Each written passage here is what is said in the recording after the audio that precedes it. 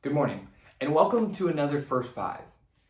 Today we find ourselves in the book of Acts, chapter 23, and we find a story of a bold Christian defending what he believes. And I think we need to be a little bit careful as we read this story not to read into it incorrectly. So before we read this, I just want to say, don't look at this story and go, it is the call of the Christian to be bold and semi-offensive to those in leadership. Don't look at this and say it's what we should be doing to be super opinionated or make our voice heard. The story today and the point is not that Christians need to make their voice heard. So let's just be careful as we listen to this. And for some of you, you may say, he didn't even need to say that to me. But I do believe for some of us, we needed to hear that, myself included, that this story is not just about making our voice heard, but it's about a couple of very specific details that happen in this passage. So Acts 23, we find Paul, and he's standing in front of the Sanhedrin, religious leaders, and they are questioning him as his belief. So starting in verse 1, it says, Paul looked straight at the Sanhedrin and said, "My brothers, I have fulfilled my duty to God in all good conscience to this day." At this, the high priest Ananias ordered those standing near Paul to strike him on the mouth. Then Paul said to him, "God will strike you, you whitewashed wall. You sit there to judge me according to the law, yet you yourself violate the law by commanding that I be struck." Those who were standing near Paul said, "You dare to insult God's high priest?" Paul replied, "Brothers, I did not realize that he was the high priest, for it is written, 'Do not speak evil about the ruler of your people.'"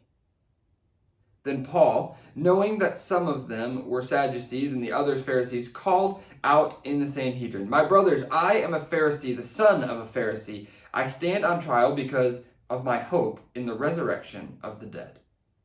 When he said this, a dispute broke out between the Pharisees and the Sadducees, and the assembly was divided. The Sadducees say that there is no resurrection, and that there are neither angels nor spirits, but the Pharisees acknowledge them all. There was a great uproar, and some of the teachers of the law who were Pharisees stood up and argued vigorously. "We find nothing wrong with this man," they said. "What if a spirit or an angel has spoken to him?" The dispute became so violent that the commander was afraid Paul would be torn to pieces by them. He ordered the troops to go down and take him away from them by force and bring him into the barracks. The following night, the Lord stood near Paul and said, "Take courage. As you have testified about me in Jerusalem, so you must also testify in Rome." There's two very specific things that happen in this story. And they happen on the front and back end of this big ruckus that goes on because Paul decides to be bold. Paul stands up for Christ. But he stands up for Christ in part because of something he says right at the beginning. In verse 1, he says, "My brothers, I have fulfilled my duty to God in all good conscience to this day." And this is an important thing for us. It's important because I believe that as we strive to go into the world to make change, and we go and we want to have our voice heard, and we want to have an impact on the world and bring more people to Christ, we have to make sure that this piece is also true. That you can go into the world and say, "I have done all I can in good conscience." In the words of Paul, "I have fulfilled my duty to God in all good conscience to this day."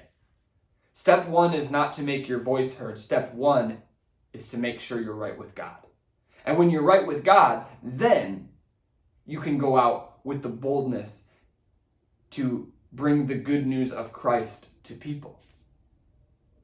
And the other thing I want to acknowledge today is that we don't always end, the story doesn't always end where we think it should. Paul, as I read the story, was probably exhausted by this experience. This would not have been much fun to stand in the middle of this turmoil and this argument, so much so that he had to be forcibly pulled out of the situation. And what does God say at the end? He meets with them and he says, "Take courage.